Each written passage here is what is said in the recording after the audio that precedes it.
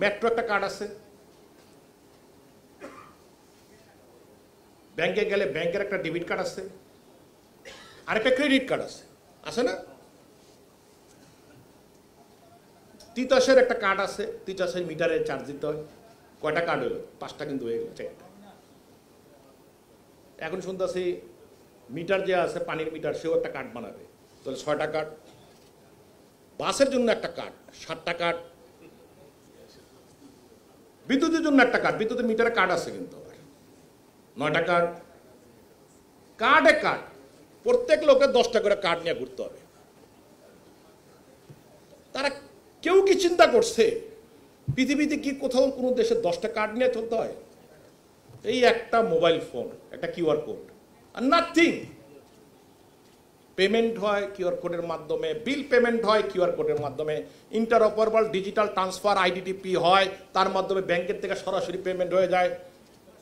চিন্তা ভাবনার মধ্যে নেই, সবাই একটা করে কার্ড বানিয়েছে। আরো আছে এনআইডি কার্ড,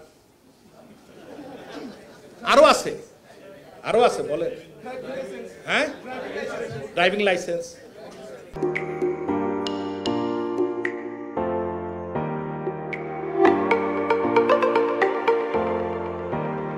তো হংকং বহু আগে একটা সিস্টেম প্রবর্তন করছে, ওটাকে বলে অক্টোপাস।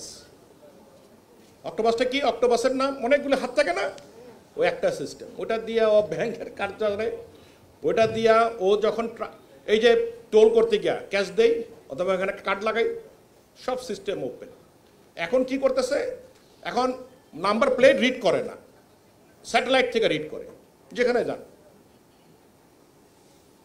এই যে টেকনোলজি অ্যাডভান্সমেন্ট, মাননীয় প্রধানমন্ত্রী সেই দিকে যেতে চান। উন্নত বিশ্বের একটা দেশ। আপনাদের কাছে অনুরোধ, ঘরে বসে থাকার সময় নাই আর। চিন্তা ভাবনা চেতনা সব কিছু জাতির পিতা বঙ্গবন্ধু 1975 সালে সে চিন্তা ভাবনা করছে। তার একটা কথা, সোনার বাংলাদেশ, সব কিছু এটার ভিতরে। চলেন আমরা একসাথে আজকে প্রতিজ্ঞাবদ্ধ হই, স্মার্ট বাংলাদেশ গড়ার পিছনে আমরা সবচেয়ে বড় সামনের ভূমিকা নেই।